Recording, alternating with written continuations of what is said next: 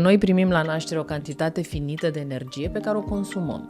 Când apare o traumă, când apare un eveniment care ne fericește sau nu ne fericește, când apare stresul, oboseala, deconectarea, noi pierdem din această cantitate. Și așa apare îmbătrânirea ca fenomen. Da? Dar și pentru faptul că suntem deconectați de natură și de această energie care curge prin noi și prin tot ceea ce există.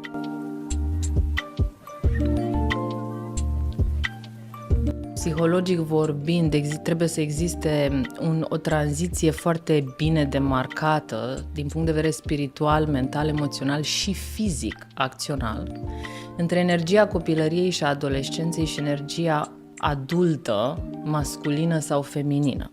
Un moment psihologic în care copilul, adolescentul trebuie să treacă la următorul lui nivel de provocare, de oportunitate, de gândire.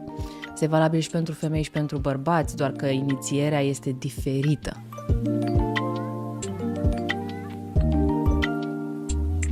Bărbatul are un rol neglijabil în explorarea de către tine, ca femeie, a propriei feminități? Nu, el are un rol esențial și important, dar este altul decât de a mă iniția în feminitatea mea matură. El este cel cu care eu împlinesc și co-creez, dar nu el este cel care mă poate face femeie.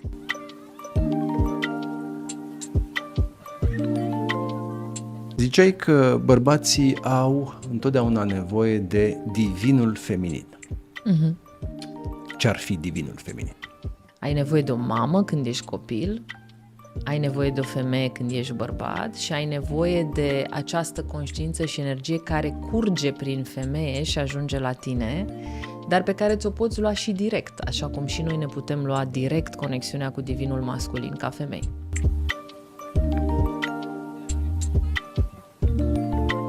Dragi prieteni, vă salut, pe drept cuvânt încântat de revedere.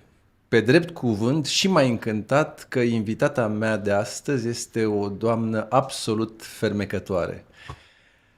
Cu o experiență de peste 14 ani în programe de coaching și leadership informațional conform propriei prezentări, s-a concentrat în mod particular asupra practicilor de vindecare cuantică, cu aplicație în special în zona de feminitate. A studiat practici de vindecare și ritualuri de inițiere spirituală în comunități tradiționale, specializându-se în ritualuri de trecere atât pentru bărbați cât și pentru femei. Pornind de la experiența directă, și-a dezvoltat propria metodă aplicată în workshop-uri și programe de coaching, precum ritual de trecere în feminitatea matură și copilul interior. Din 2017 este CEO și fondator al The Feminine, un proiect internațional, un manifest al valorilor feminității și al umanității fiecăruia dintre noi. Este, conform propriei autoprezentări, un spațiu intim în care poți accesa informații originale și extrem de valoroase despre cum îți poți crește și cultiva feminitatea în viața de zi cu zi. Oana Stoianovici, mulțumesc pentru prezență. Bine ai venit! Mulțumesc și eu pentru invitație. Mă simt onorat. Oana, trebuie să-ți mărturisesc că, așa cum anticipam înainte de dialogul nostru, ai în față un sceptic și o persoană care privește cu oarește neîncredere programele de antrenament în zona așa zisei dezvoltări personale și a așa zisului program de leadership. Prin urmare, te rog să iei această dezbatere, acest dialog al nostru și ca pe o provocare, așa cum te preveneam, și să mă convingi că scepticismul meu este absolut neîntemeiat. Poate scepticismul tău este întemeiat. Mie îmi plac oamenii sceptici pentru că sunt oameni foarte cu inteligență peste medie și atâta timp cât poți să răspunzi unei provocări intelectuale până la capăt, asta e o dovadă pentru noi toți că putem avea încredere în ceea ce facem sau în ceea ce livrăm sau în ceea ce primim de la facilitatorul sau partenerul nostru de dialog. Așa că accept provocarea ta pentru că este o cale și pentru mine de a confirma sau reconfirma anumite concepte sau distincții care pe mine m-au ajutat, dar uneori o evaluare e binevenită. Perfect. Promit că voi fi nu doar un elev disciplinat care se așează în băncuța lui și ascultă prelegerea profesorului, dar voi fi și foarte atent, astfel încât să și pricep și să vin cu provocările la momentul potrivit. Până una alta, în acord cu scepticismul meu, citeam chiar zilele trecute, acum două zile, într-o platformă pe care o urmăresc aproape zilnic, în Off Guardian, un articol care se intitulează Atacul împotriva pseudo-bărbatului, semnat de Todd Hyan, care spune că în decursul istoriei, întotdeauna băieții au avut nevoie de mentori și antrenori care să-i facă să devină bărbați. În timp ce, zice autorul nostru, fetele, femeile, n-au avut și n-au nevoie de asemenea instructor.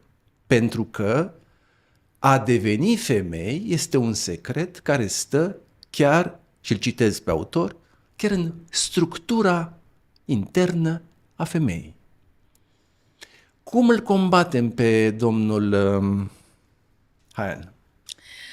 Îl combatem explicându-i că, de fapt, psihologic vorbind, trebuie să existe o tranziție foarte bine demarcată din punct de vedere spiritual, mental, emoțional și fizic, acțional, între energia copilăriei și a adolescenței și energia adultă, masculină sau feminină.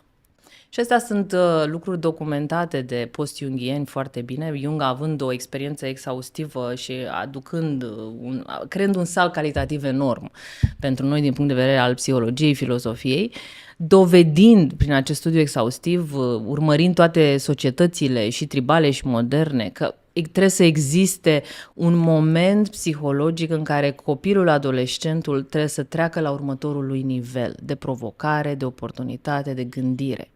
Este valabil și pentru femei și pentru bărbați, doar că inițierea este diferită.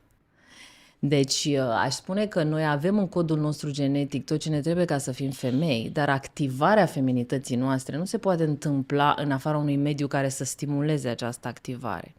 Și se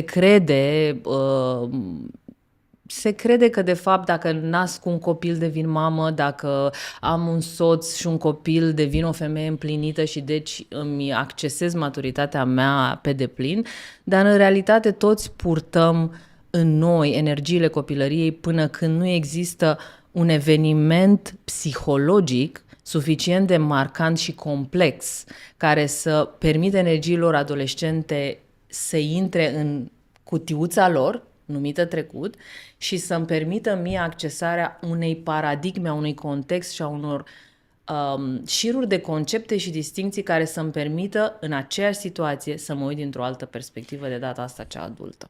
Să înțelegem, prin urmare, că experiențele inițiatice sunt valabile deopotrivă și în cazul bărbaților și în cazul femeilor. Da. O să revenim asupra acestor experiențe și asupra feminității și masculinității. Până atunci, ca să intrăm mai ușor în subiect, pentru cei care ne urmăresc, cred că ar fi foarte interesant să povestești puțin despre debutul carierei tale. Eu te-am urmărit în numeroase interviuri și în conferințe și am aflat și ți-am urmărit cu admirație parcursul profesional. Mi-aduc aminte de povestea ta de debutul activității tale, cu exercițiile tale în propria-ți sufragerie, cu scaunele cumpărate de la Ikea, e un start care ar merita evocat și pentru cei care ne urmăresc totuși. Debutul meu n-a fost atunci. Debutul meu atunci a fost al doilea debut al meu. Debutul meu a început la 18 ani. Când, datorită unei prietene foarte bune care era psiholog, am ajuns într-un curs de dezvoltare personală, de care ai fi fost foarte sceptic și care era unicul, singurul la momentul acela, vorbim de 2003, da? Deci sunt aproape 22 de ani de când practic această meserie, nu învăț sau mă duc la cursuri. Și acolo m-am îndrăgostit în aceea zi, deci până la finalul zilei m-am îndrăgostit de puterea pe care o avea acel format, acea dinamică de dialog, de a trezi potențialul și de a-ți deschide mintea. Asta m-a fascinat. Și m-a fascinat persoana care conducea, o femeie olandeză de vreo 50 și ceva de ani, destul de bondoacă, tunsă scurt, roșcată, și acum mi-aduc aminte, care a provocat un bărbat de 2 metri, spunându-i că nu are curaj și că he needs to man up. Trebuie să-și asume responsabilitatea pentru dezordinea din viața lui și să se uite cu claritate și ordine la ce are de făcut. Mi s-a părut fascinant și atunci, la finalul acelei zile, m-am dus la persoana respectivă și am zis, eu asta vreau să fac, eu asta vreau să învăț, de unde încep? Mâine la ora 8 mă prezint unde spui tu și fac orice este nevoie, inclusiv să spăl WC-ul. Din fundație, ceea ce s-a și întâmplat de multe ori. Pentru că fiind o fundație eram toți voluntari și asta am făcut. A doua zi m-am prezentat la ora 8 dimineața cu caietul și pixul în mână. Iar persoana care conducea fundația și care a adus acele programe de dezvoltare personală în România s-a uitat așa sceptică la mine după ochelari și a spus, ești sigură că vrei să faci asta? Da. Atunci proiectul tău va fi să vorbești despre acest curs și să organizezi un eveniment foarte mare. Și am spus, ok, cu ce încep? Cu telefonul. Ia pixul, hârtia și sună oamenii. Și asta am făcut. 6 luni de zile, cu o pasiune nebună și am creat o performanță foarte mare. Atunci cursul acela avea 100 de participanți și eu am reușit să creez 400 de participanți în 4 luni de zile cu pixul și hârtia în mână. Nu mă întreba cum am făcut asta, pentru că nu știu să-ți spun. Dar am visat acest fenomen, acest rezultat. Credeam foarte mult în ceea ce putea să ofere acel curs și credeam foarte mult că oamenii trebuie să aibă măcar posibilitatea să se întâlnească cu o informație și apoi să decide dacă le este benefică sau nu. Și așa a început cariera mea, pentru că după acest fenomen am putut să merg mai departe și am fost recrutată de echipa din America și acolo a început adevăratul meu training în această meserie. Vorbind despre debutul activității tale, făceai aluzie la niște virtuți masculine care te-au ajutat în acest debut și făceai referire la o anumită raționalitate, un soi de curaj, ziceai tu, tipic masculin și deja intrai într-o analiză foarte fină și a distincțiilor între feminitate și masculinitate, între virtuți specifice feminității și specifice masculinității. Care au fost acele calități masculine care te-au sprijinit pe tine atunci? Mă sprijină și ziua de astăzi. Integritatea, să fiu un om de cuvânt, foarte important. Specific masculină? Nu cred că e specific masculină, dar cred că pornește cu masculinitatea, în sensul că să fii parolist, să te ții de cuvânt, să-ți depășești limitele pentru a obține acel obiectiv, acel target, oricât te-ar costa pe tine, asta este ceva masculin. Abordarea e masculină, nu neapărat integritatea sau capacitatea de a-ți atinge un obiectiv. Disciplina un pic agresivă, da? Deci disciplina fără să țin cont de ritm, fără să țin cont de oboseală. Tot masculină? Da, așa cum e practicată în cultura noastră, da. Responsabilitatea, dar responsabilitatea de ceva ce aparține și femeilor. Integritatea, disciplina, competitivitatea și ambiția de a cuceri teritorii. Wow.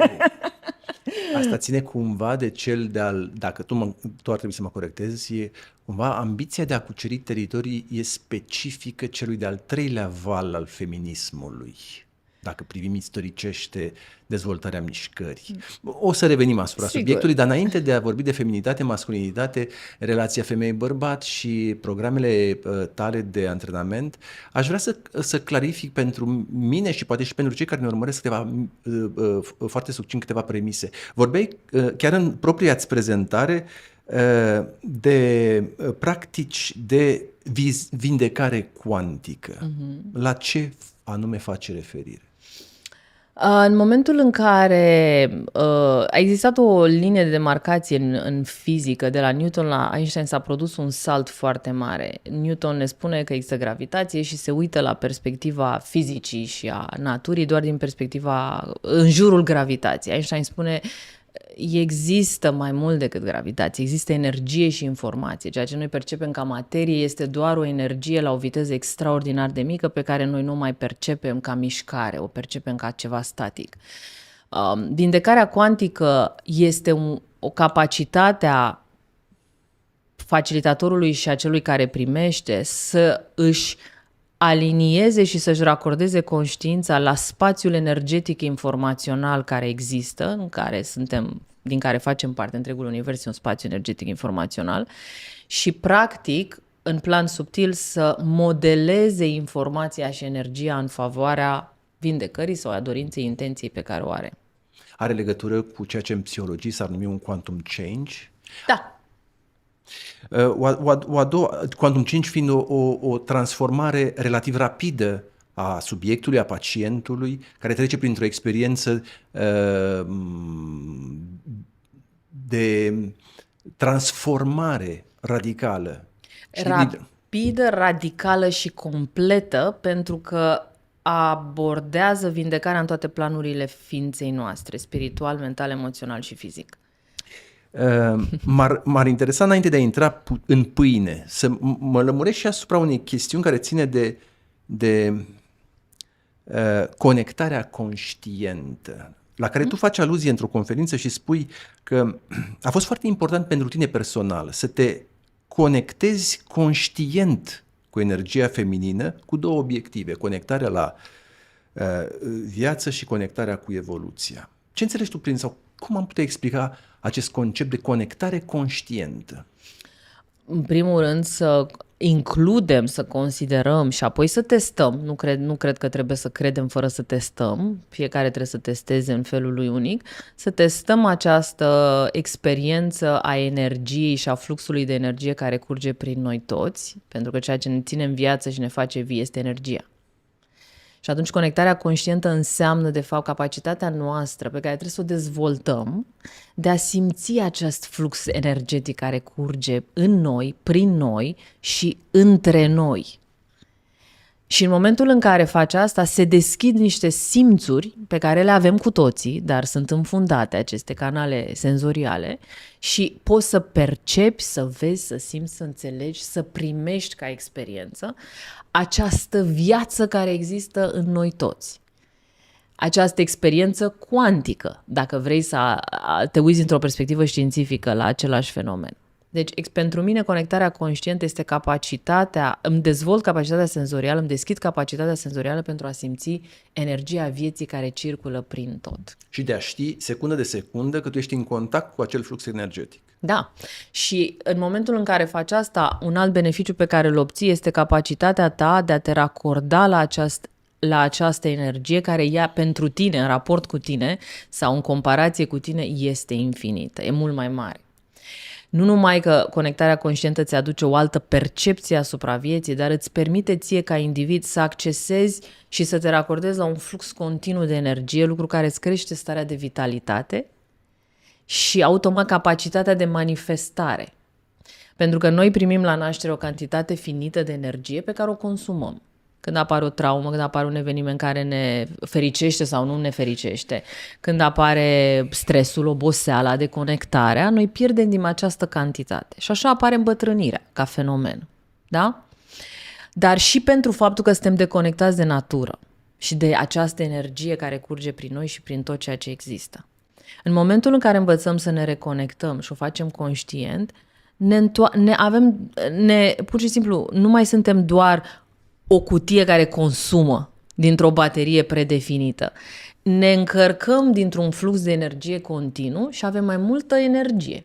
Și ca să înțeleg mai departe, unul din obiectivele acestor cursuri și acestor ședințe de instructaj este de a învăța subiecții sau studenții sau participanții, cum îi numești tu, să aibă abilitatea de a se conecta conștient la acest flux energetic. Da. Aș vrea să vorbim puțin, să intrăm în subiectul numit feminitate, nu înainte de a trece peste o altă afirmație din aceeași conferință care ți aparține. Și citez. Zici tu. E un fragment. Nu bărbatul descălecat de pe calul alb îți devoalează ție feminitatea din tine, Da. ci tu însăți, ziceai tu, în compania altor femei cu virtuți speciale care te inițiază. Să înțeleg că bărbatul are un rol neglijabil în explorarea de către tine ca femeie a propriei feminități? Nu, el are un rol esențial și important, dar este altul decât de a mă iniția în feminitatea mea matură. Munca de inițiere, revenind, potrivit propriilor tale teorii, unor femei mai înțelepte și mai capabile să te îndrume, să te însoțească în această experiență. Da, hai să ne uităm din cealaltă perspectivă. Inițierea pentru un Cealaltă perspectivă fiind? a masculinității. A masculinității. Te face războinic și nu erou o femeie sau lupta și generalul care te învață diferența dintre cele două? Mă poate face războinic și erou și o femeie și generalul. Uneori mă poate face doar femeia, alteori doar generalul. Nu, femeia te motivează să te lupți pentru ea și vei scoate în acea luptă războinicul din tine. Wow, ce aport fabulos! Da, dar nu te inițiază în arta războiului. De acord. De acord. E același lucru. Bărbatul potențează în noi capacitatea, mă provoacă sau mă inițiază sau trigărește sau amplifică în mine prin oportunitatea pe care mi-o oferă, prin iubirea pe care o simt, prin capacitățile care se nasc între mine și el, să am motiv să scot la iveală tot ce este mai bun din mine. Dar să învăț înțelepciunea, răbdarea, capacitatea de a naviga între maternitate și feminitate, să știu ce să fac inițiatic cu sexualitatea mea pentru binele meu și al cuplului, nu este ceva ce poate să mă învețe bărbatul. Pentru că el are alt rol și are alt univers și alt limbaj. El este cel cu care eu împlinesc, este cel cu care eu co-creez ceea ce am învățat în inițierea mea. El este esențial, fără el nu există împlinirea. Că această împlinire vine printr-un copil, printr-o relație de succes și o iubire de lungă durată, printr-o căsnicie minunată, un imperiu pe care îl construim împreună, o viață pe care o aducem la un anumit standard. El este cel cu care eu împlinesc și co-creez, dar nu el este cel care mă poate face femeie. Și putem ridica asta la nivel de postulat? Bărbatul nu mă poate face femeie. Cum nici femeia nu face un bărbat, da. Nu știu dacă eu nu cred în postulate, dar e o perspectivă importantă. O să revenim asupra ei. Până una alta, Oana, aș vrea să începem cu Mie începutul. Îmi place incertitudinea, pentru că în procesul evolutiv, ceea ce astăzi poate să fie 100% adevărat, mâine se poate schimba. Și asta nu anulează adevărul de ieri, dar în anumite etape de creștere funcționăm și ne raportăm la anumite distincții care ne ajută și atunci ele sunt 100% adevărate. Dar dacă noi schimbăm dinamica și evoluăm dincolo de acel prag, va trebui să ne racordăm la alte concepte. Le vom lăsa pe celelalte în urmă și ne vom duce și ne vom alinia la ceea ce va fi 100% adevărat în acea etapă. E foarte important în ce context și în ce context funcționăm. Deci 100% adevărat într-un anumit context. Eu, ca să-mi clarific propria poziție, eu îți ascult tezele seducătoare, îți dau credit. Misiunea mea nu este de a le judeca, nici n-am competențe să judec un domeniu în care tu ești specialistul, las pe cei care ne privesc să facă această judecată. Misiunea mea e doar să provoc, să te ascult și să provoc. Prin urmare, sper să fii de acord cu mine că trăim vremuri foarte tulburi. Da. Și că aceste vremuri sunt marcate, printre altele, de o tristă ofensivă împotriva femeilor, a femeii, a ideii de feminitate, a raporturilor bărbat-femeie, a unei ofensive îndreptate împotriva identităților sexuale determinate biologic, o ofensivă împotriva relațiilor interfamiliale, inclusiv a relațiilor copii-părinți, și această ofensivă este orchestrată de ceea ce astăzi am numit ideologie progresistă sau să o numim cum etichete sunt numeroase, dar politicile transumaniste și politicile specifice ideologiilor de gen, numite de gen, sunt printre arhitecții acestor agresiuni. Cândva, confruntată cu provocarea de a defini însăși femeia, o candidată la post de judecător în cea mai înaltă instanță judiciară americană, Curtea Supremă a Statelor Unite,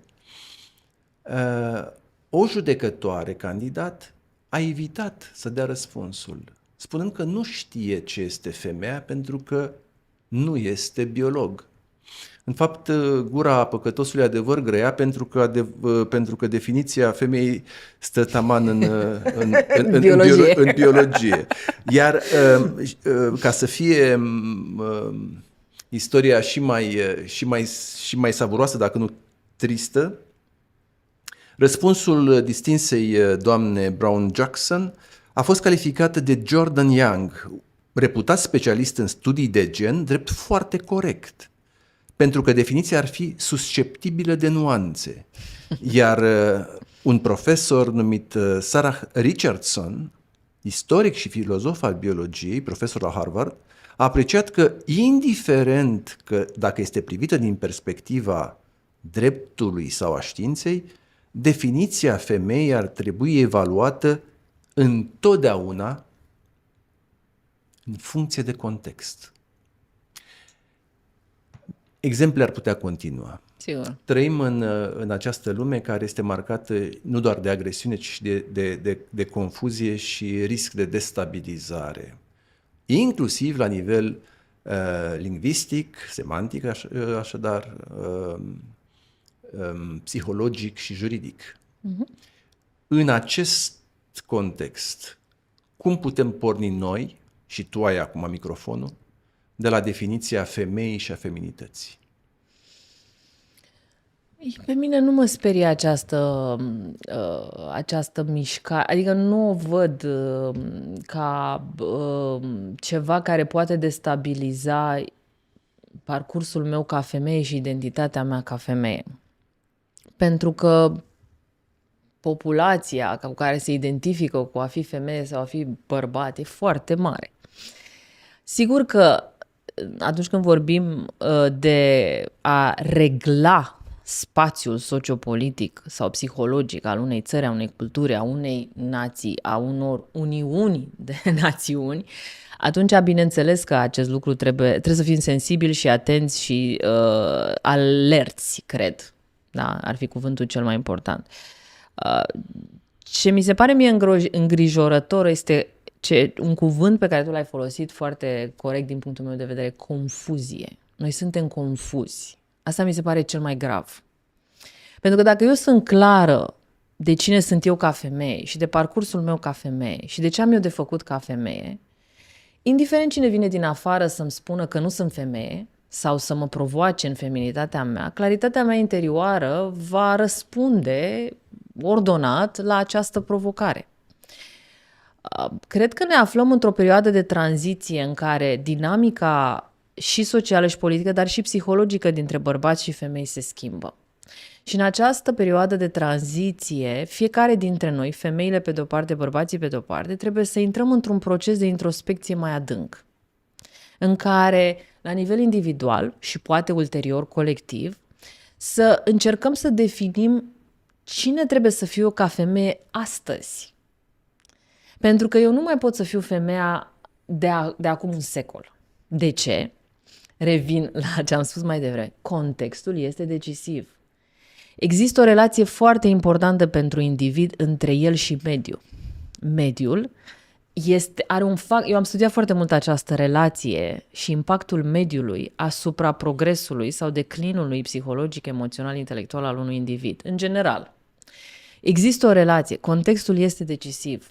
Deci eu trebuie să găsesc o cale să-mi definez feminitatea astăzi și bărbații masculinitatea astăzi. Întrerup o secundă? Da, te rog. Te întrerup cu o nenumerire.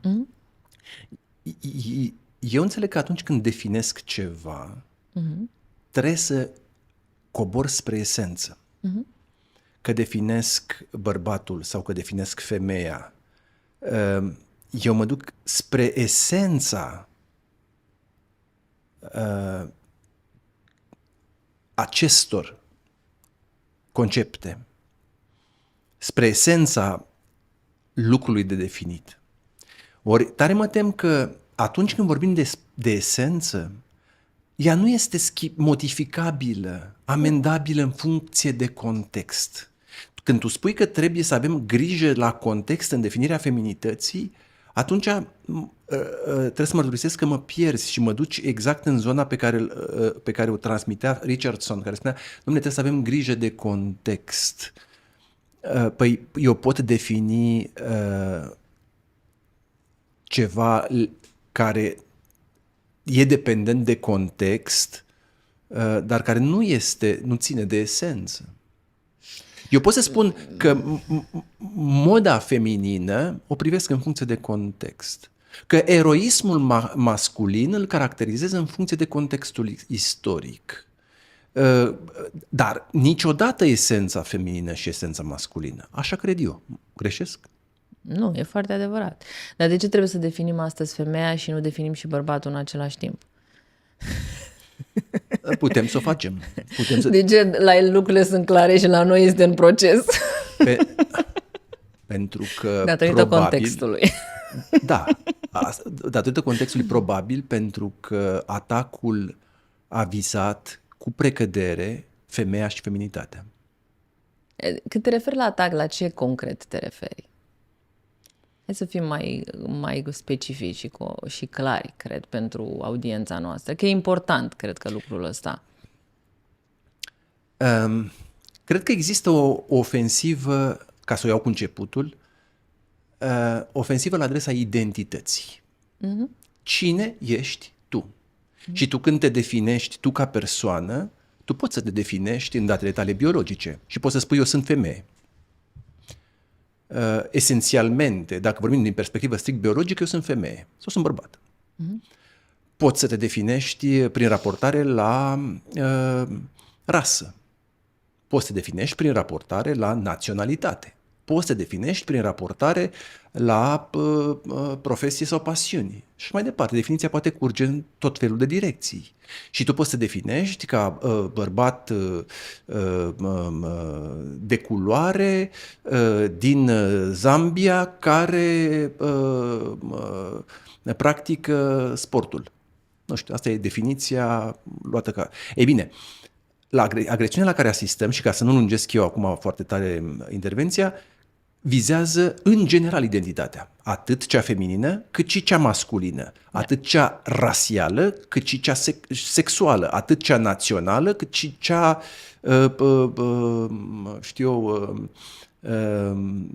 etnică. Și acum, aceste atacuri la adresa identității, în cazul nostru, îmbracă forme specifice care în cazul femeii încep cu inocularea confuziei că nu știm să definim femeia, că femeia poate să însemne și persoana care se simte ori se pretinde femeie. Nu știm exact ce-i bărbatul. În cazul bărbatului probabil că ai dreptate. Acolo se cam știe ce e bărbatul, dar asistăm la atacuri inclusiv la adresa bărbatului. Nu de puține ori se vorbește despre masculinitate toxică. Masculinitatea astăzi este definită ca fiind toxică pentru că este asociată în mod eronat, după părerea mea, unei funcționari agresiuni a bărbatului sau unui comportament violent sau unui comportament misogin sau unui comportament deviant, de unde și concluzia că tot ce înseamnă masculinitate este toxică. Și consecința, cred, foarte tristă pe care o remarcăm astăzi, în rândul populației masculine, este de a estompa orice porniri care țin de esența masculinității, caracterizată prin ceea ce defineai tu adineauri. Forță, curaj, tendință de dominație, putere, control, ocrotire și mai departe. Există un medicament pentru toate astea și se numește un ritual de trecere. Pentru că ceea ce observăm noi este, de fapt, din punct de vedere psihologic, o stare psihologică imatură, care nu poate să definească și să pună ordine corect pe straturi, în toate formele în care noi existăm ca ființă.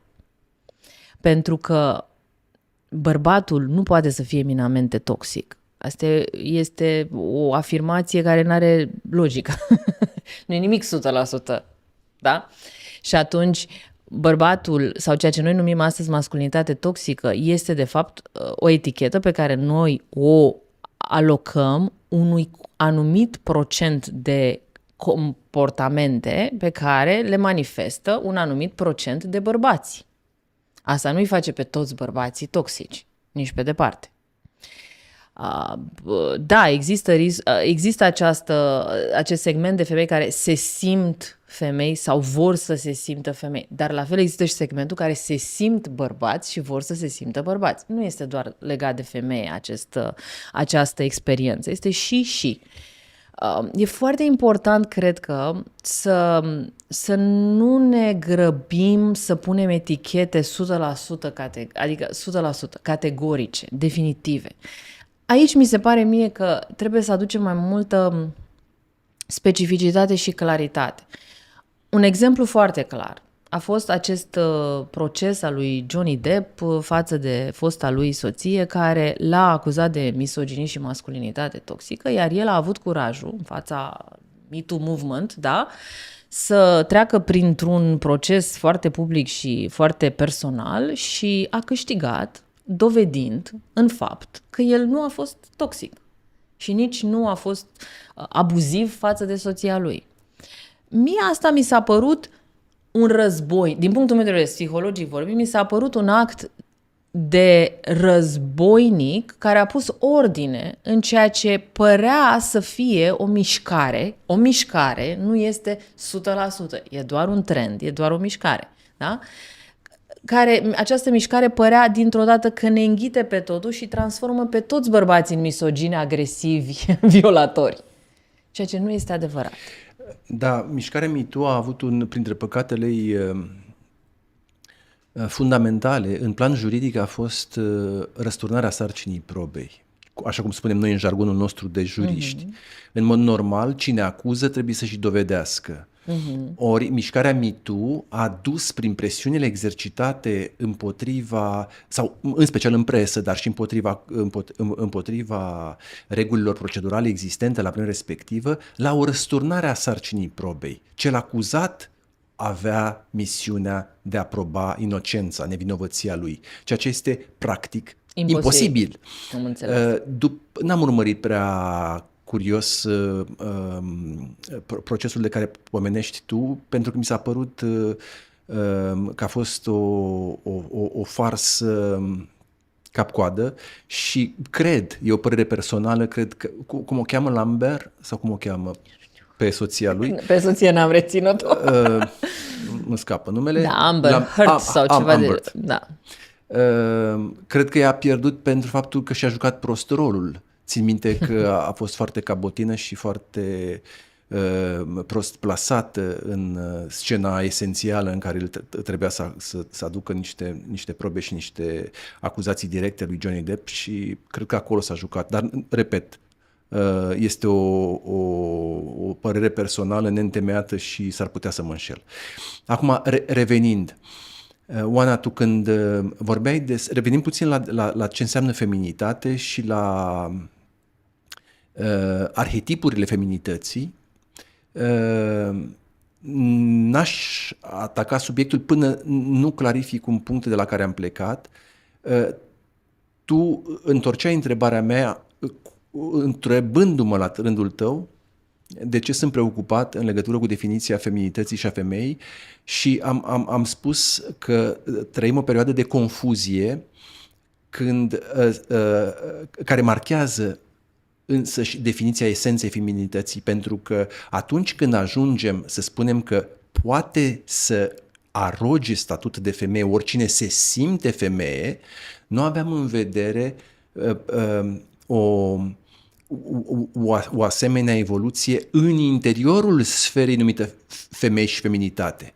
Nu vorbeam despre o persoană de 10 ani care se simte deja femeie, deși ea e fetiță. Vorbeam despre bărbatul care se simte femeie. Ori a spune că eu sunt femeie doar pentru că mă simt femeie și a spune că ăsta este riscul de care pomeneam adineauri. Al confuziei conceptuale și semantice. Revin acum la feminitate și la caracteristicile ei în viziunea Oanei. Spuneai la un moment dat că feminitatea înseamnă, printre altele, ziceai tu, fluiditate și multidimensionalitate. Cum detaliezi? Da, poți să punctezi ceva la ce ai spus tu înainte? Categoric, e un dialog.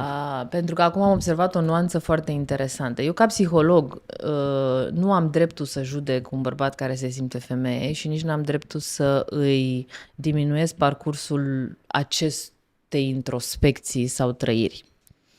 Ceea ce mi se pare amenințător este nuanța pe care tu ai menționat-o, pe care nu o cunoșteam, pentru că nu am această pălărie legislativă sau juridică, nu mă uit din perspectiva asta.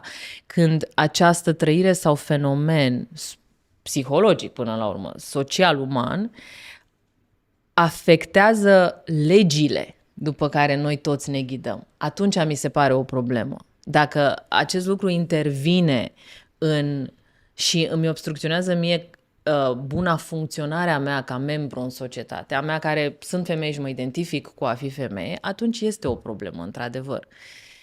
Eu, ca psiholog, rolul meu este să am compasiune, să fiu neutră și să susțin parcursul psihologic al oricărui individ. Deci mă uit un pic dintr-o altă perspectivă la acest fenomen, pentru că fiecare om are dreptul să experimenteze ceea ce el consideră că trebuie să experimenteze. Sigur că aici este o evaluare foarte fină dacă ceea ce experimentează ține de sănătate emoțională sau ține de boală psihică. Dar discuția este mult mai amplă. Deci eu întotdeauna am răspuns din perspectiva mea ca om care se ocupă de partea psihologică a ființei umane. Mi se pare într-adevăr periculos pentru noi ca societate și cred că trebuie să facem ceva dacă aceste mișcări, care totuși sunt niște mișcări, da, vin să-mi dicteze mie ce am de făcut și să-mi îngrădească mie propria mea experiență, trăire și introspecție. Și aici, menționând tu despre mișcarea Me Too Move, în care a avut un impact asupra legislației, mi se pare într-adevăr o problemă care trebuie semnalată. Dar nu știu dacă eu ca psiholog trebuie să fac ceva despre asta. Adică nu știu ce rol aș putea să am eu în a regla o dezordine de genul ăsta. Nu știu, tu ca psiholog probabil că ar trebui să ai grijă în a prezerva reperele fundamentale. Da. Piesele cu care tu joci. Da. Ce ai pe tablă, tu trebuie să stăpânești foarte bine tu însăți. Da. Tu nu poți relativiza practic concepte fundamentale care fac parte din instrumentarul tău. Sigur.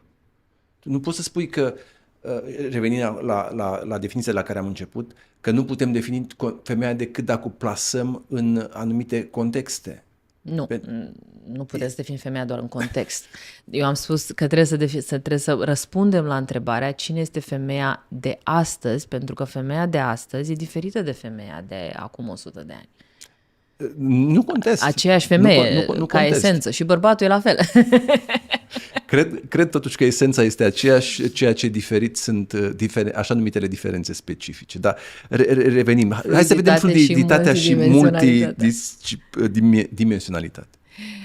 Când spun fluiditate, mă refer la această capacitate a femeii de a, prin relaxare, de a juca mai multe roluri. Și fluiditatea și multidimensionalitatea, de a juca mai multe roluri.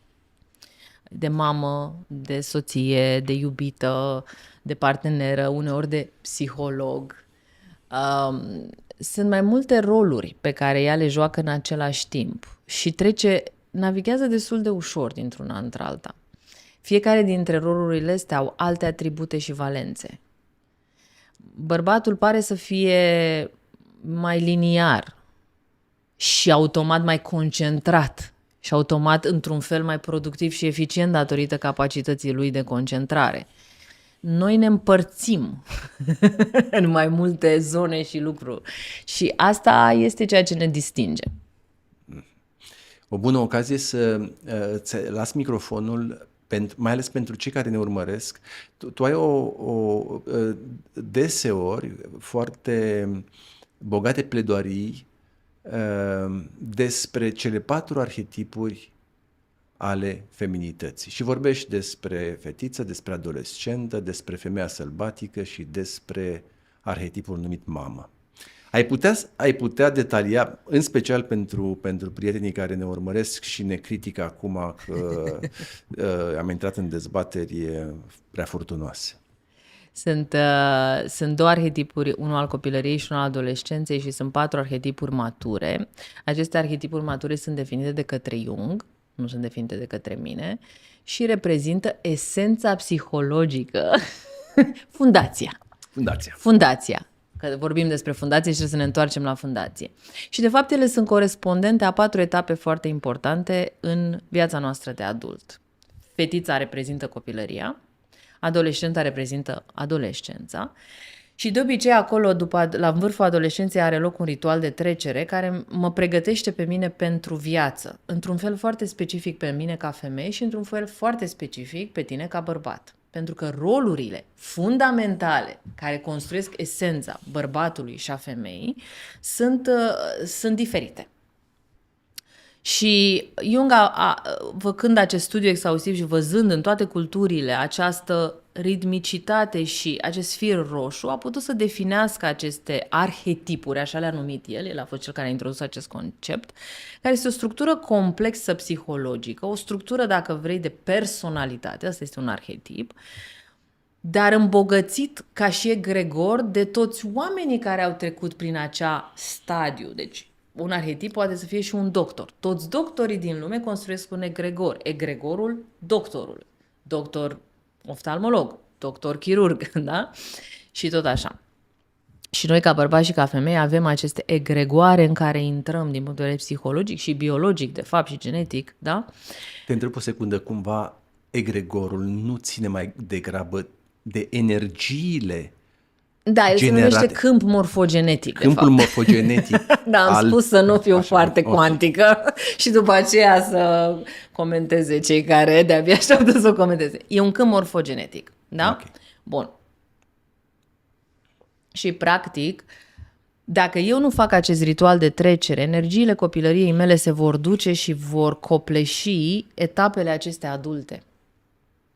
Iar eu nu voi fi confuză și nu voi ști ce am de făcut în fiecare etapă pentru că nu am instrumentele și conceptele corecte pentru a face față acelei etape. Primul arhetip în care intrăm este fecioara, iar corespondentul lui la bărbați este războinicul. Este arhetipul care face diferența între erou-eroină care își dorește să creeze prin ideal, să-și împlinească idealul, să creeze o revoluție, să facă schimbări, dar nu are experiența necesară și nici capacitatea de a face față obstacolului și durerii. În momentul în care trece de acest prag din toate punctele de vedere și face față durerii și obstacolului și înțelege cât de greu este să schimbi un lucru, cât de complexă este situația, că uneori faci bine, dar faci rău și că lucrurile încep să intre într-o nuanță de gri, da? Pentru că asta înseamnă și capacitatea noastră de a funcționa în gri este ceea ce ne face diferența între copil, adolescent și adult, din punct de vedere psihologic și nu numai. Atunci eu reușesc să integrez obstacolul și să dezvolt reziliență și capacitate. Am nevoie de adolescent ca să-mi păstrez forța, viața, pasiunea, idealul, dar am nevoie de adultul războinic și de fecioară ca să pot să rămân cald și uman în timp ce aduc disciplină și curaj pentru a-mi atinge țelul. Da. Numai o secundă. Sigur. Nu vreau să te întrerup în explicația care este foarte interesantă. Rugămintea de a o face aplicată la statutul tău de instructor. Deci, când spui tu de aceste experiențe inițiatice și de perioadele de trecere între diversele arhetipuri, ar trebui să înțelegem că, de fapt, tu asiști, tu ajuți oamenii, pacienți, cum îi numești tu? Studenți? Studenții tăi, ajuți studenții tăi să-și înțeleagă mai bine statutul și rolul, să-și înțeleagă provocările acestei treceri și să înțeleagă ce așteaptă. Zic bine? Da, eu îi ajut pe oameni să facă o călătorie inițiatică în care se reîntorc în trecut, se uită la copilul lor și la adolescentul lor și identifică ce comori au uitat uneori și au lăsat în urmă și ce lucruri au de rezolvat ca să poată să pună aceste energii în trecut. Apoi îi ajut prin aceste procese specifice pe care le-am creat să se conecteze cu aceste arhetipuri adulte și să se uite conform conceptelor și distincțiilor mature pe care le accesăm în fiecare arhetip la viața lor dintr-o altă perspectivă, cea matură. Și, practic, să activeze, nu doar să vindece trecutul, dar să activeze adultul, a cărui sarcină este să poată să ia potențialul creativ cu care ne naștem fiecare și să-i dea o formă adultă pentru ca rezultatul final să fie unul împlinitor astăzi în prezent. Și dacă ne întoarcem la arhetipurile feminității? Dacă ne întoarcem la arhetipurile... Vorbeai de fecioară. Fecioara este între 18 și 28 de ani. Este guvernată de lecția disciplinei și iubirii, angajamentului în iubire, idealului în iubire, a disciplinei, a purității. Războinicul este tot despre disciplină, dar în cazul ăsta curaj, integritate, angajament, responsabilitate. Apoi vine arhetipul femeii sălbatice și al mamei, în funcție de cum alege fiecare, pentru că poți să fii mamă și atunci intri în arhetipul mamei făcând copii, da? Sau poți să alegi să amâni a face copii din punct de vedere biologic și probabil că te întâlnești cu femeia sălbatică, cu explorarea creativității, a părții artistice din tine și a sexualității. Femeia sălbatică nu are atât de multă legătură cu sexul sau doar cu sexul. Este mult mai profund acest arhetip. Iar corespondentul femeii sălbatice este iubitul, da? Iubitul ca și rol psihologic, dacă vrei, și ca corespondentul mamei este tatăl. Da? Și în funcție de etapa în care ne aflăm, 28-32 de ani, 36 de ani, se activează sexualitatea noastră biologic. Da? Avem un puseu din toate punctele de vedere, și ca bărbați și ca femei. În această etapă putem sau nu să facem un copil biologic și asta trezește în noi cu arhetipul mamei în mod automat. Iar odată cu menopauza, noi, ca femei, intrăm în femeia înțeleaptă, în arhetipul femeii înțelepte, iar bărbații, cam în jurul acelei vârste, în ceea ce Jung numește magician, bărbatul înțelept. Iar convergența armonioasă dintre aceste 4 arhetipuri, cu 4 valori și virtuți și, concepte diferite, creează regele și regina, care înseamnă... Eu îl văd ca un leadership spiritual, adică în momentul în care eu pot să fiu și mamă, și femeie iubită, și fecioară, să am un ideal, să am o misiune, să am o misiune transpersonală de cel mai multe ori, să aduc și înțelepciune în viața mea, combinația dintre aceste două lucruri mă califică pe mine sau creează pentru mine oportunitatea de a deveni responsabilă, regină, un lider, care are grijă de familie, de o misiune, de o viziune și construiește încet, încet acel legacy, acea moștenire care la un moment dat devine importantă pentru fiecare dintre noi, mai devreme sau mai târziu. Separat de acest aport al tău pe traseul descoperirii feminității și al experiențelor inițiatice, tu intervii în programele pe care le urmărești și le dezvolți cu o așa numită asistență în descoperirea copilului din interior. Copilului din interiorul studentului din fața ta. Cel mai adesea studentii din fața ta, nu? Da. Ce înseamnă descoperirea copilului interior? E mai mult decât tu când erai mic. Aha, eu când eram mic. Romanii îl numesc genius. Îl numesc acel spark divin, acea scânteie pe care toți o avem și pe care am putea să o denumim ca sufletul nostru, ca geniul nostru, ca talentul nostru. La modul cel mai simplist, ăla este copilul tău interior. Și cum ajungem să descoperim și să ne refamiliarizăm cu copilul din noi în 5 zile? Sau în 5 etape, conform programului tău?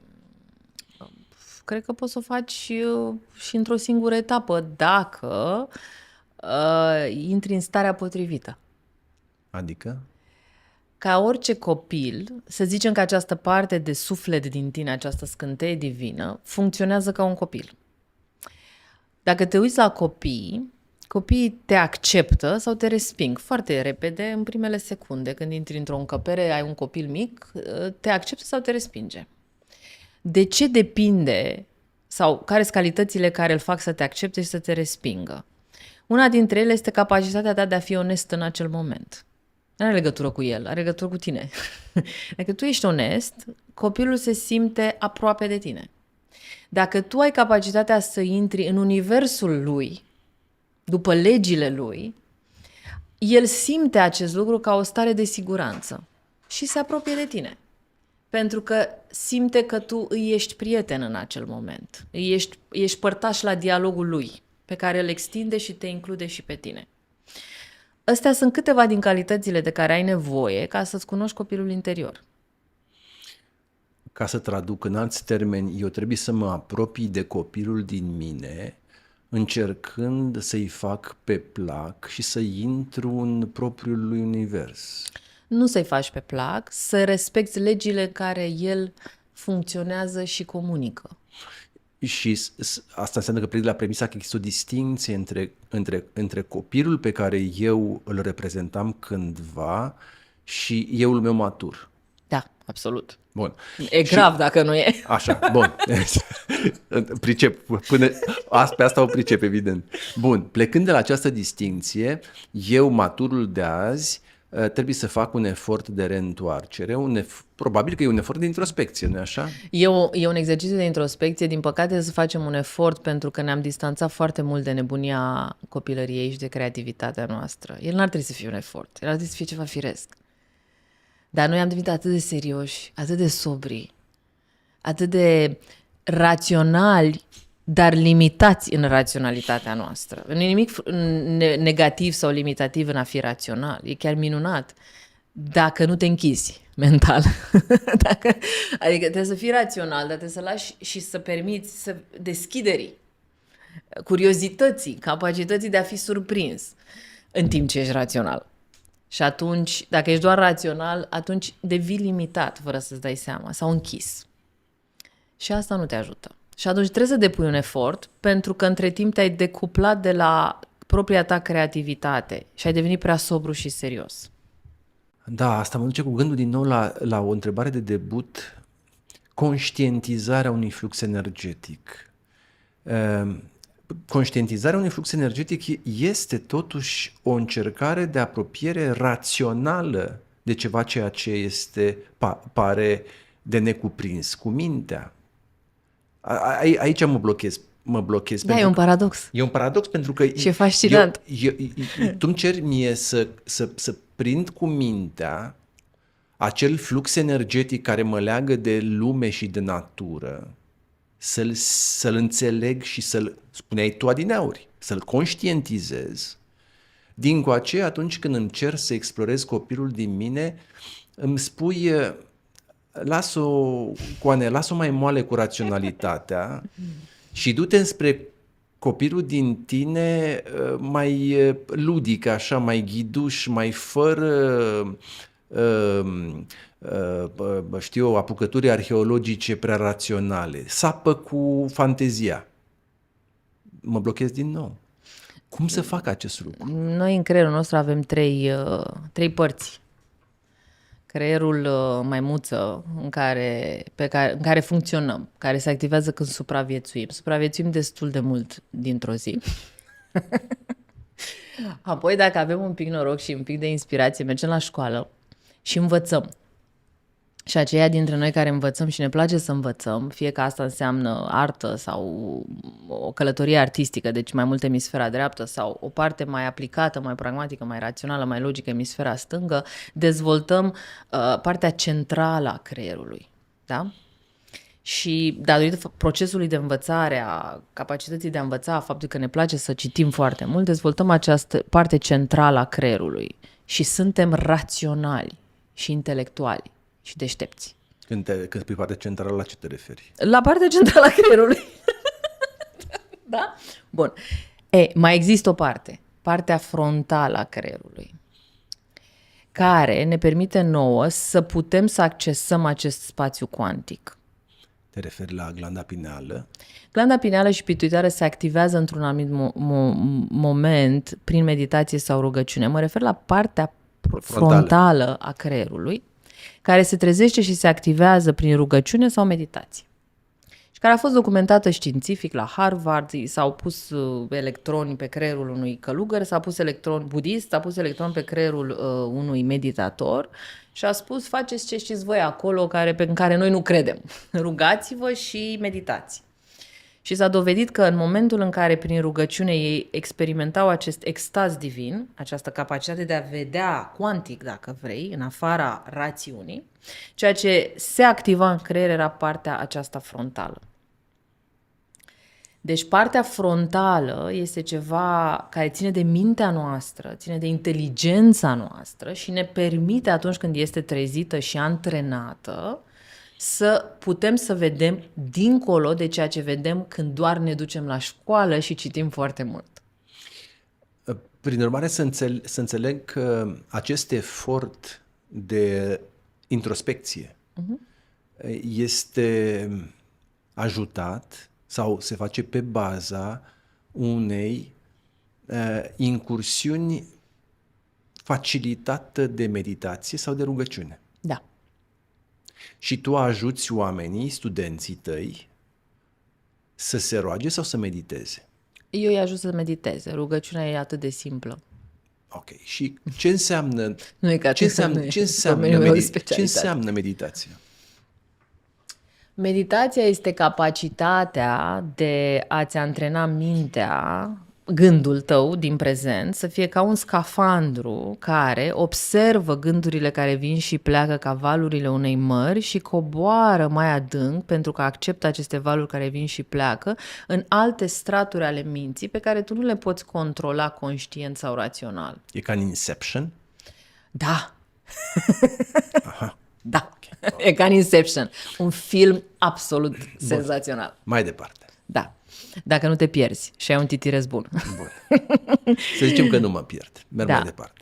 Și sunt mai multe feluri de meditație care îți permit să începi să experimentezi această stare non-lineară, non-rațională. Deci, practic, meditația este capacitatea de a lăsa gândurile să treacă și a intra în straturi mai profunde ale minții pe care oamenii de știință din nou le-au documentat și le-au așezat pe frecvențe. Beta este starea conștientă rațională, cea în care funcționăm acum. Alfa este o stare de trezvie, așa se numește, ca starea de relaxare între somn și realitate. Apoi este delta, gamma, teta. De fapt e delta, teta, gamma. Bun. Presupunând că noi facem acest exercițiu și mergem în căutarea copilului din noi. Care va fi bucuria regăsirii lui? În ce va consta acea bucurie? Și în ce ne va ajuta pe noi ca studenții tăi să evoluăm? Tu ne asiști, ne ajuți, ne iei de mânuță, ne inviți să medităm și ne ajuți să avem mai facil o revelație, regăsind copilul din noi? Dacă îl regăsim, ce ne folosește această regăsire? Și cum putem noi să valorificăm o asemenea regăsire?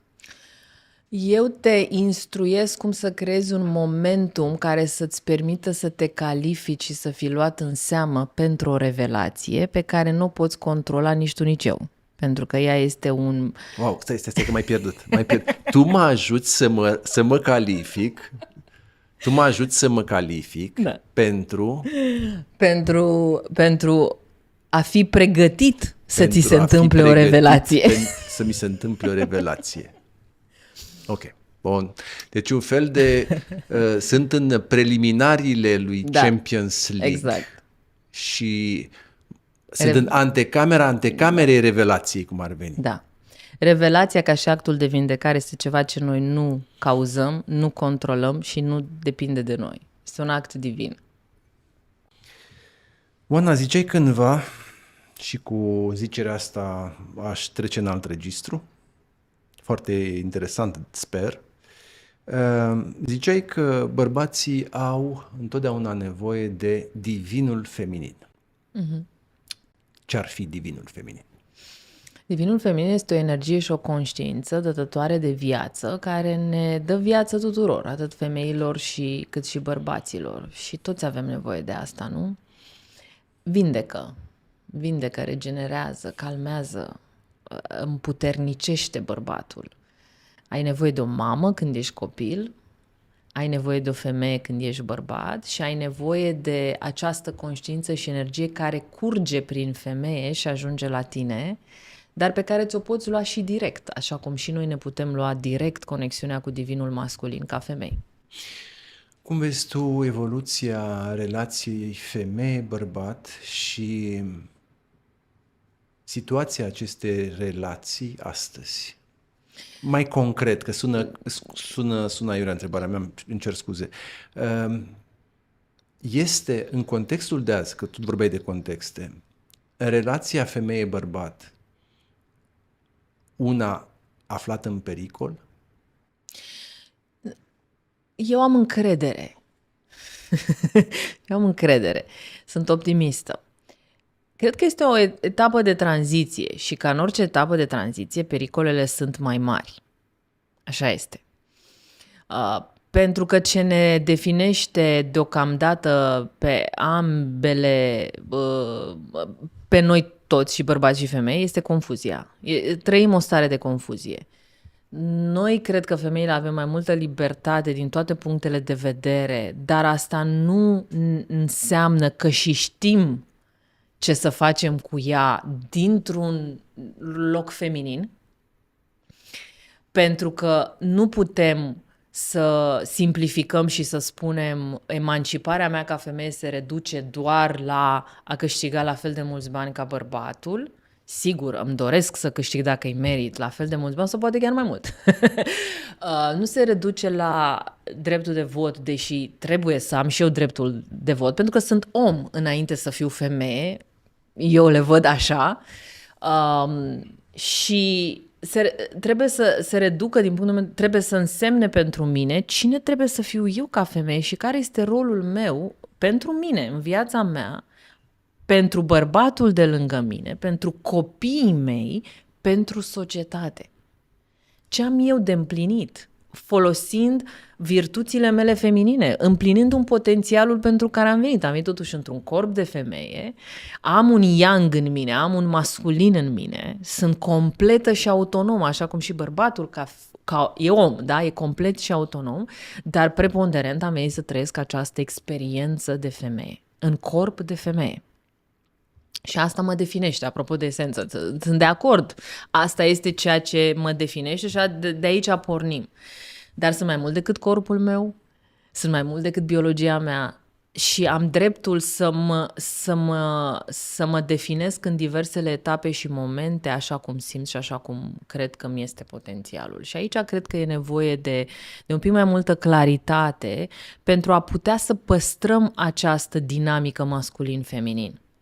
Pentru că dacă eu în parcursul meu ca femeie rămân o adolescentă confuză, asta nu te ajută pe tine ca bărbat. Cel mai probabil n-ai să te simți atras de o adolescentă confuză în profunzime. Dar în schimb, dacă eu sunt femeie și tu rămâi un adolescent confuz, nici pentru mine nu e atrăgător, nu? Și atunci noi trebuie să ajungem un pic să depășim această stare de adolescență din punct de vedere psihologic și să ne facem o muncă mai profundă de definire a ce înseamnă femeia și bărbatul, mult dincolo de biologie și de rolurile predefinite în care funcționăm, ca să putem să ducem această dinamică masculin-feminin la un alt nivel. Ascultându-te, îmi dau seama că tu lucrezi pe un teren pe care ți-l dorești foarte stabil. Da. Nu e o acuză, e o constatare. Ori, eu ce constat este că în întreaga ta demonstrație și dezideratele pe care tu le exprimi acum și imaginea pe care o creionezi acum, tare mă tem că este foarte afectată de noile ideologii de care tocmai pomeneam și poate pentru cei care ne privesc e cazul să clarificăm. Mi s-a părut că am persistat pe preț de câteva zeci de secunde într-un dialog al surzilor. Eu spuneam despre ceva și tu spuneai despre altceva. Eu când vorbeam despre riscul relativismului în definirea esenței feminității și a esenței masculinității, aveam în vedere tocmai aceste noi tendințe cultivate premeditat de a ataca esența feminității și a masculinității și de a admite că un bărbat care se simte femeie este îndreptățit să fie calificat drept femeie. Că definiția femeii este spusă sub semnul îndoielii, că nu mai avem voie să folosim termenul de femeie, ci purtător de uter sau persoană care menstruează. Astea sunt agresiunile cu care noi ne confruntăm. Tu, repet, întreaga ta demonstrație e cumva dusă într-un teritoriu foarte cu minte și foarte sigur, foarte stabil. Femeia e femeie, știm ce e femeia, știm ce este bărbatul și analizăm evoluția femeii în etapele de trecere inițiatică, evoluția bărbatului în etapele de trecere inițiatică și facem ceea ce se cheamă psihologie. Aplicăm metode psihologice acceptate ca fiind științifice. Nu neapărat științifice. Discutabil. Nu sunt științifice, sunt alternative. Discutabil. Dar premisele sunt certe, sunt clare. Ori, în această lume a postmodernismului, valul de confuzie care este generat și cultivat, repet, cu premeditare, ține de atacuri la adresa esenței feminității și masculinității. Și de aici toate aceste degringolade și apucături care nouă astăzi ni se par inacceptabile. Spune și mie, de exemplu, de curiozitate, ești și profesor, și antrenor, și mamă, și femeie. Cum vezi tu, e un exemplu foarte dezbătut în ultima vreme, educația sexuală în școală, educația sexuală pentru copii de 3 ani. Cum ți se pare subiectul? Este necesar un asemenea program de educație sexuală în școală? Eu cred că este necesar, dar cred că trebuie foarte bine gândit și instrucția sau educația trebuie să țină cont de vârsta psihologică, iar informația la care este expus copilul să țină cont de vârsta lui biologică și psihologică și emoțională. Mă alarmează faptul că noi nu ne facem temele. și nu suntem cu adevărat profunzi în tot ceea ce propunem. Nu mă deranjează atâta că există, de exemplu, o educație în direcția asta. Pentru că eu, ca psiholog, pot să văd cum energia sexuală funcționează de la vârsta de 3 ani. Și, ca psiholog, un copil are nevoie de asistență, inclusiv de informație. Sigur că la 3 ani nu poți nu știu ce ai putea să-i spui la 3 ani, că nici nu are limbaj, da? Dar cred că dacă facilitatorii care sunt îngrijitori, profesori, au ei o educație și înțeleg ei din toate punctele de vedere, biologic, energetic, spiritual, psihologic, mental, ce se întâmplă cu un copil și energia lui sexuală la 3 ani, asta mi se pare ok. Nu știu dacă trebuie să-i spun la 3 ani copilului ceva despre educația mea sexuală, despre educația lui sexuală sau despre sexualitate. E un pic prematur. Dar dacă eu înțeleg ce are el nevoie în fiecare etapă a lui psihologică și de dezvoltare, atunci mi se pare foarte ok. Ceea ce mi se pare îngrijorător este că suntem superficiali în tot ce propunem. Adică nu ne facem temele. Propunem lucruri, dar nu înțelegem cine este persoana, copilul, la 3 ani, la 5 ani, la 7 ani, la 15 ani și care este informația pe care el trebuie să o primească la vârsta aia, de la profesor, de la părinte, de la mentor, despre sex sau despre sexualitate. Prima mea întrebare este, trebuie să primească informație despre sexualitate? Din experiența mea psihologică, are nevoie de asistență și de informație, da. Nu știu dacă la 3-4 ani, dar da, eu cred asta. Pentru că am văzut-o în terapie. În concret? În concret, un copil căruia îi se spune prea mult, nepotrivit, la o vârstă prea mică, despre sexualitate, creează în el o rană emoțională și o traumă. Unui copil căruia nu îi se vorbește deloc, dar el are anumite trăiri și impulsuri pe care nu și le poate defini și cu care nu poate să vorbească despre ele pentru că nu se simte safe să facă asta, creează în individ, din punct de vedere psihologic, o rană și o traumă. Te referi la impulsuri sexuale la 3 ani? Energia sexuală este energia vieții. O avem tot timpul. Da, culmea este că între 3 și 6 ani există un debut al energiei noastre sexuale. Sigur că ea nu se manifestă ca sex. Asta știu foarte bine. Se manifestă ca spirit de joacă, ca multă energie. Bun. Dar nu cred că neapărat profesorul e cel care trebuie să-ți facă ceva despre asta. Poate el trebuie să fie informat și să înțeleagă această experiență a copilului la 3 ani. Nu cred că trebuie să se ducă la grădiniță să-i spună copilului la 3 ani există sex. Deci, până la urmă, ar trebui sau nu să discutăm cu copilul de 3-6 ani despre sex? Despre sex la 6 ani nu și nici la 3 ani. Despre sexualitate și energia vieții, da. Pentru că o experimentează. Eu, ca psiholog, consider că da. Pentru că la 3-6 ani copilul deja își pune problema de ce e tati așa și de ce e mami așa, din punct de vedere biologic. De ce tati arată așa și corpul tati arată așa și de ce corpul mami arată așa. Sigur că este inocent, sigur că este o joacă, dar el are o întrebare foarte pertinentă. Dar are alte sute de mii de întrebări pertinente. Așa este. Dar și tu, ca părinte, știi că copilul la 3 ani, DC-urile lui sunt infinite și ar fi bine să-i răspunzi la toate, pentru că este felul în care el e curios și înțelege viața. Depinde și cum îi răspunzi. Așa este, suntem de acord. Asta am spus și eu. Eu pot să-i spun de ce mama e diferit de tata sau invers, utilizând un limbaj adecvat și o pedagogie adecvată curiozității lui. Suntem pe aceeași lungime de undă. Pentru că dacă este să avansăm, tulburările societății actuale sunt mult mai vaste, din păcate. Și, bun, te întreb, tu ești de acord cu noua tendință de a respecta preferința copilului pentru a-și schimba sexul întrucât s-ar fi născut într-un corp nepotrivit? Eu nu cred că trebuie să reglăm asta pentru copii. Eu, ca psiholog, rolul meu este să facilitez un spațiu de siguranță pentru acel copil și pentru părinte. Asta este rolul meu. Eu nu pot să adopt alt rol pentru că trăind în această viață, în acest rol, da, de facilitator emoțional, mă uit din această perspectivă la fenomen.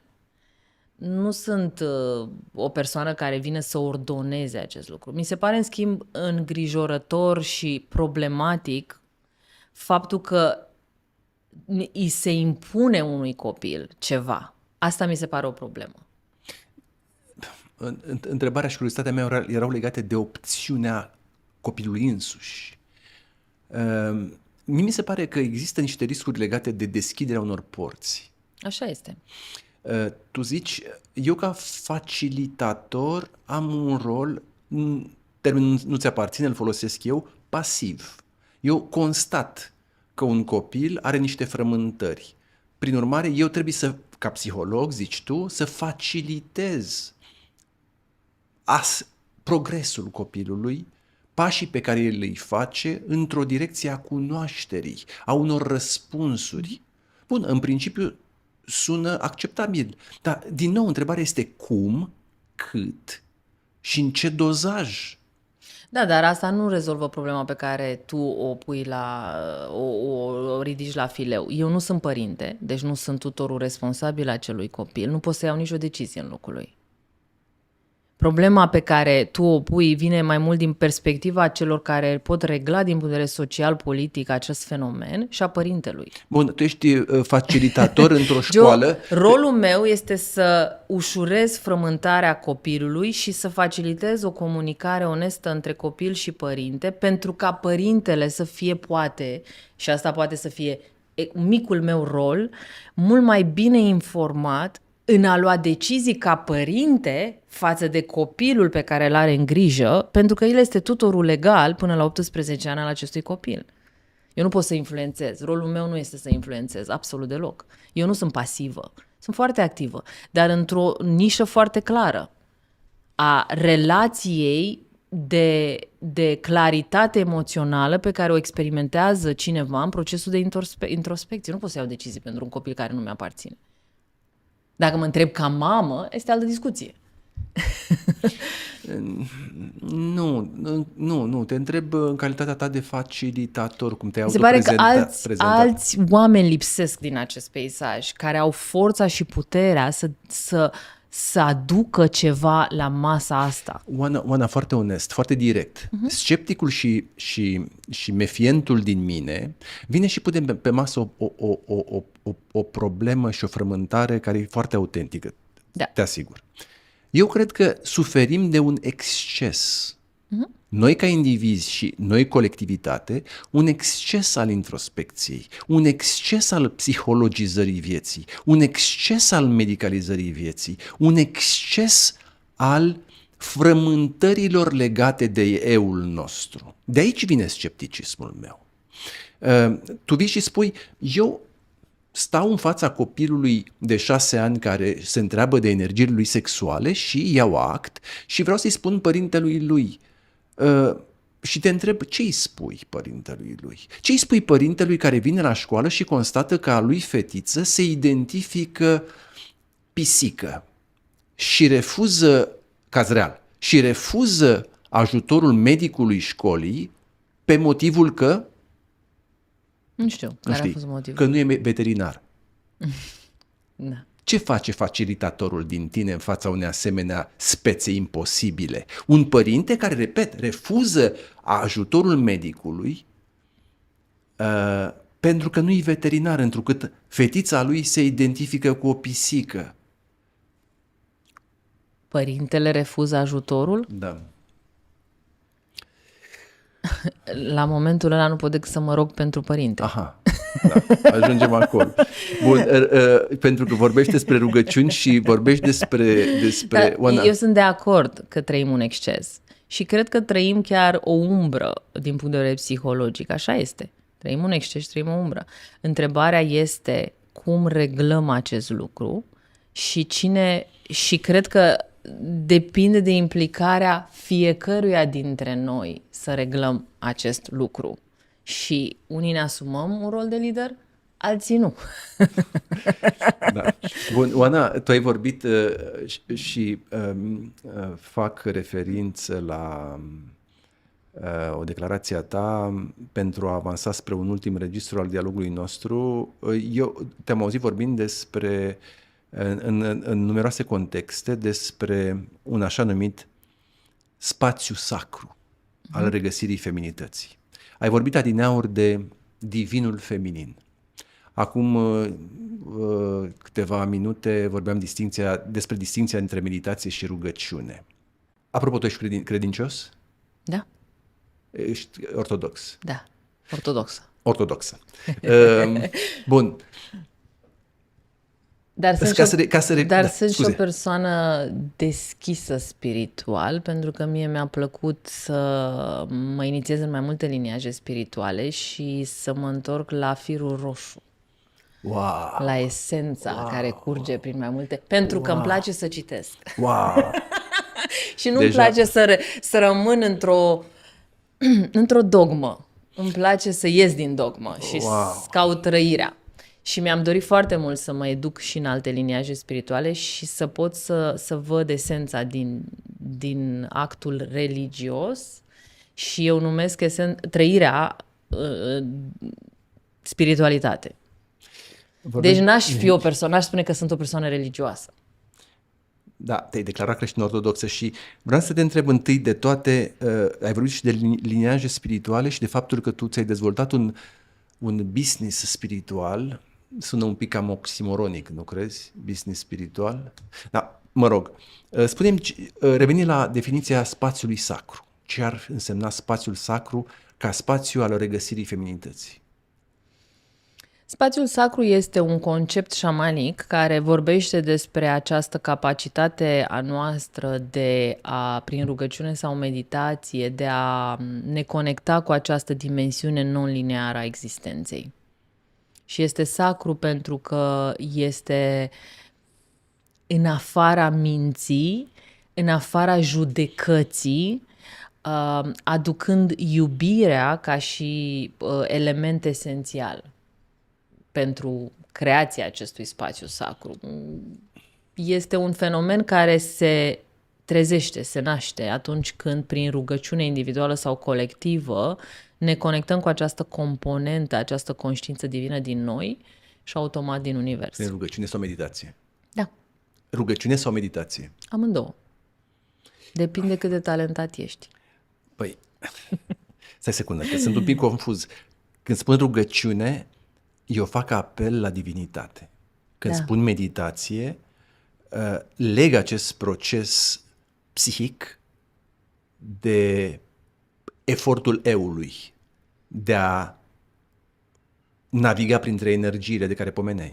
Da, dar navighează printre energii non-lineare și se întâlnește atât cu componenta lui divină, cât și cu divinitatea din univers. Șamanul nu se roagă, incantează. El creează un spațiu sacru. Preotul se roagă și el creează un spațiu sacru. Într-un spațiu de meditație. Și persoanele un facilitator sau un om spiritual poate să mediteze individual sau într-un grup și el creează un spațiu sacru. Sunt forme diferite de a crea un spațiu sacru. Toate trei pertinente. E o abordare foarte sincretică asta. Și punem la oaltă și șamanul, punem la oaltă și preotul și punem la oaltă și individul care preia și de la șaman și preia și de la preot și de fapt noi unde ne plasăm?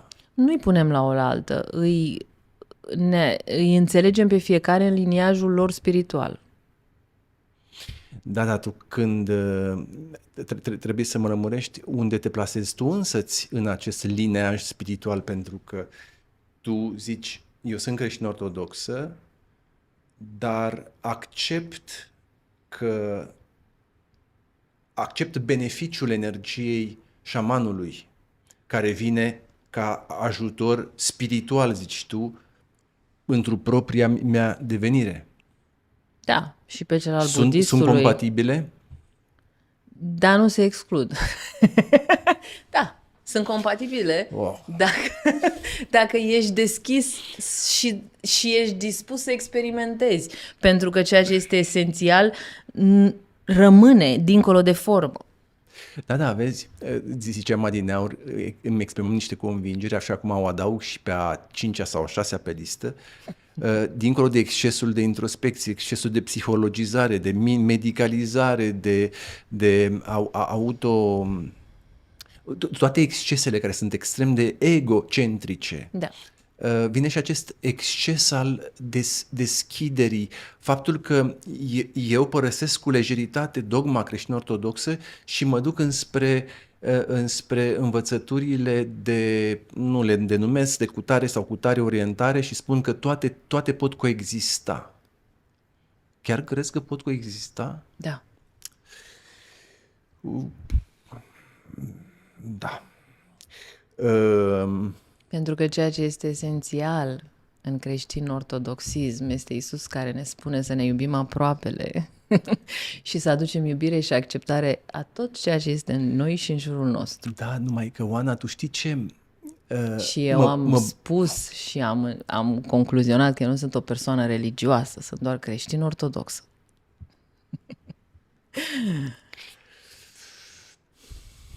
Cum adică ești o persoană religioasă? Nu sunt o Nu ești persoană religioasă, dar ești creștin-ortodoxă.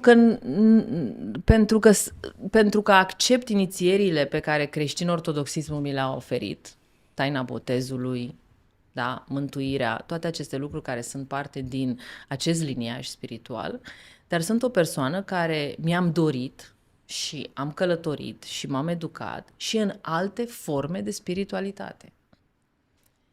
Și consider asta o calitate la mine, nu un dezavantaj. Și nu încerc să conving pe nimeni de nimic. Mă cam blochezi. De ce? Pentru că... Te rog. Vrei să mă și explic? Da. Așa ar fi frumos. Pentru că tu l-ai evocat pe Iisus Mântuitorul care vine și spune iubește-ți aproapele. În foarte multe din prelegerile tale și cursurile tale, accentul cade pe iubirea sinelui. Tu spui femeilor studente, spui tu la un moment dat 3 sfaturi. Acordați-vă timp, bucurați-vă de voi și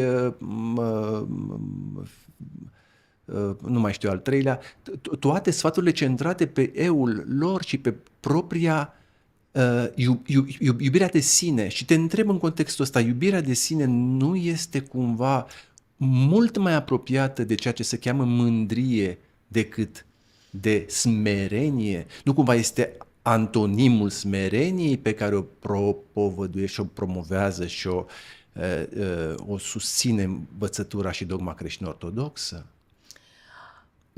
Iubirea de sine nu exclude iubirea de celălalt. Ele pot coexista. Și e o diferență între milă, empatie și compasiune și ele pot coexista.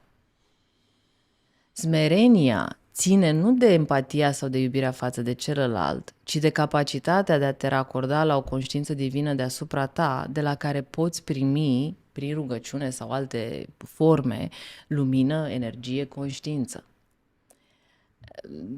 Faptul că eu, din punct de vedere psihologic, aleg să întăresc eul meu sau ego-ul meu din punct de vedere psihologic, nu mă face în mod automat arogant. Este un raport de sănătate și de echilibru pe care eu trebuie să-l am între eul meu și capacitatea mea, prin smerenie, da, de a mă racorda la eul mare. Una nu exclude pe cealaltă. Iar eu n-am spus niciodată și n-am fost niciodată propovăduitoarea egoismului, nici pe departe. Dar în momentul în care noi vedem în practică că femeile se îmbolnăvesc urmând acest martirism total nepotrivit și disfuncțional, care nu le duce nici la mântuire, nici la smerenie și nu le face nici mai spirituale, nici pe departe. Dar de unde știi tu? Le văd, vorbesc cu ele, fac asta de 12 ani cu mii de femei. Am trecut eu pe acolo. Smerenia și evoluția spirituală nu ține de capacitatea mea de a mă jertfi. De a mă jertfi din principiu. Faptul că eu îmi înțeleg limitele emoționale sau fizice și am o raportare sănătoasă față de mine ca individ, ca femeie, psihologic, emoțional și fizic, nu îmi limitează în niciun fel progresul spiritual. Smerenia și evoluția mea spirituală țin de anumite legi și capacități și virtuți pe care eu trebuie să le practic într-un raport între mine și divinitate, într-o formă religioasă sau alta, ok? Și capacitatea mea de a avea grijă de mine ține de respectul meu de sine ca individ. E ca și când tu ai venit și mi-ai spune, dacă tu alegi să faci sport de 3 ori pe săptămână și singura opțiune ca să pui hrană pe masă, ca să te ocupi de soț și de copil, este să-l rogi pe soțul tău să ducă copilul de 3 ori pe săptămână la școală și în timpul ăsta tu să alergi, pentru că tu vii și pui această limită sănătoasă și ceri soțului tău să ducă de 3 ori copilul pe săptămână la școală, tu ești mai puțin smerită și mult mai arogantă și narcisistă și egoistă și ca atare nu o să evoluezi spiritual și nu o să poți să accesezi conștiința divină. Nu. Pentru că eu am nevoie să fac sport de 3 ori pe săptămână ca soțul meu și copilul meu să aibă o mamă sănătoasă și o soție sănătoasă care să-i iubească, să-i crească, să le facă supică când sunt răciți, să aibă grijă de ei și să aibă timp și să se roage după aceea în orice liniaj spiritual vrea ea, ca să aibă de acolo conștiința necesară să-și hrănească familia spiritual, emoțional, psihologic și fizic. Da. Femeia este multidimensională. Și asta înseamnă capacitatea ei de a funcționa în mai multe dimensiuni. Nu contest cât de puțin.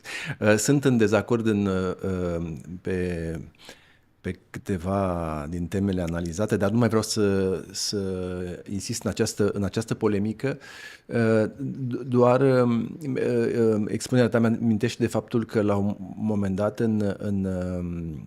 într-o universitate americană, relativ recent, acum vreun an de zile,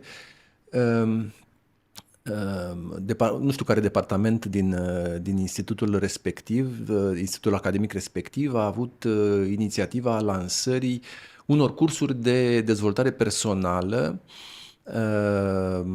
care se aliniau la rând acolo, lângă cursul de filozofie, literatură engleză, drept și sociologie. Și cel mai bine primit curs, cel mai căutat curs, știi cum se numea? Nu. Cursul de fericire. Ei, este o probă cât se poate, de normală de altfel, dar că toată lumea vrea să fie fericită. Noi toți vrem să fim împliniți, noi toți vrem să fim în armonie cu universul, noi toți vrem să fim în armonie cu ceilalți, noi vrem să fim împăcați cu noi înșine, vrem să iubim aproapele, noi vrem să fim minunați și perfecți. Ceea ce contează este calea. Ori, și cu asta închid subiectul, că nu vreau repet în momentul în care Iisus spune eu sunt adevărul, calea și viața, o altă opțiune nu există. Și mă tem că acest amestec de care tu vorbești este undeva viciat. Dar sunt un profan și nu sunt un specialist, astfel încât închid dezbaterea pe tema asta, pentru că aș vrea să-mi povestești o secundă despre succesul tău antreprenorial și cu asta aș vrea să închidem, pentru că te-am auzit vorbind și m-ar interesa, revenind puțin și la feminitate, m-ar interesa în mod particular contactele tale cu modelele feminine de pe planetă.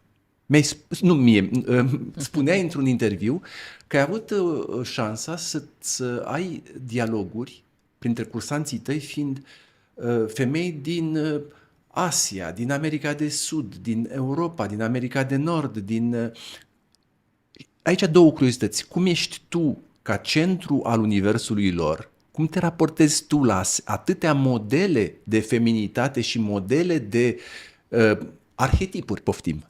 Pardon, scuze, nu modele de arhetipuri, atâtea arhetipuri. Și doi, cât de mari sunt diferențele între aceste modele feminine? De aici pe mine m-a ajutat ce tu ai considerat nepotrivit, adică această capacitate a mea de a înțelege mai multe perspective ale aceluiași lucru, mă refer acum la liniajele spirituale de care vorbeam, mi-a permis cu aceeași bucurie și curiozitate să pot să respect câmpul morfogenetic și spațiul cultural și psihologic din care vin femeile din Asia, vin femeile din America, vin femeile din România. Și acest lucru, practic, mi-a dat deschiderea necesară să pot să fiu un facilitator care menține un spațiu curat pentru toate categoriile de culturi, de nații care vin în cursurile mele. Deci acest lucru m-a ajutat în această experiență pe care eu o am acum. Femeile în fiecare cultură sunt diferite, absolut, și au o bogăție și o frumusețe și o profunzime extraordinară în funcție de cultura pe care o reprezintă. Și asta e un lucru care pe mine mă îmbogățește foarte mult și care mă învață foarte mult. În același timp, femeia în sine are și ea oportunitățile și provocările ei pe parcursul ei și aici suntem, într-un fel, e numitorul comun pentru noi în acest proces de dezvoltare personală. Dar cum te achizi tu de misiune dând sfaturi unei femei din Arabia Saudită, de exemplu, care a primit permisul de conducere al altăieri, dreptul de a conduce, și care are un anumit tip de raportare la propriul soț, și cum te raportezi la o femeie din Olanda, care este purtătoarea unui mesaj al deplinei autonomii feminine și al unei independențe totale? În primul rând, eu nu dau sfaturi, rolul meu nu este să fac asta, deci eu nu am o cunoștință anume în plus față de acea femeie care se află în fața mea, nu îi ofer nimic din experiența și inteligența mea. Rolul meu ca facilitator este să creez un spațiu de siguranță care să-i permită ei să se conecteze cu propria ei înțelepciune prin exercițiul de introspecție pe care eu îl ghidez, în raport cu ce obiectiv are. Deci întotdeauna facilitarea pornește de la ce-ți dorești și ce problemă ai. Și care este calea cea mai înțeleaptă și benefică ție să-ți rezolvi problema și să împlinești ce-ți dorești. Iar eu sunt alături de tine în acest dialog ca să ajungi să-ți identifici tu această cale din interiorul tău și să poți să o urmezi știind foarte clar că asta este ceea ce vrei să faci în acel moment pentru a-ți atinge obiectivul. Ziceai într-un alt context că obiectivul tău este să-ți dezvolți brandul în New York. Mai e de actualitate? Sigur. Și ce va... Statele Unite ale Americii. În SUA. Ce va însemna în visul tău frumos? Cum s-ar transpune acest obiectiv când deschizi șampania să celebrezi atingerea obiectivului? Să spui, astăzi visul meu a devenit realitate.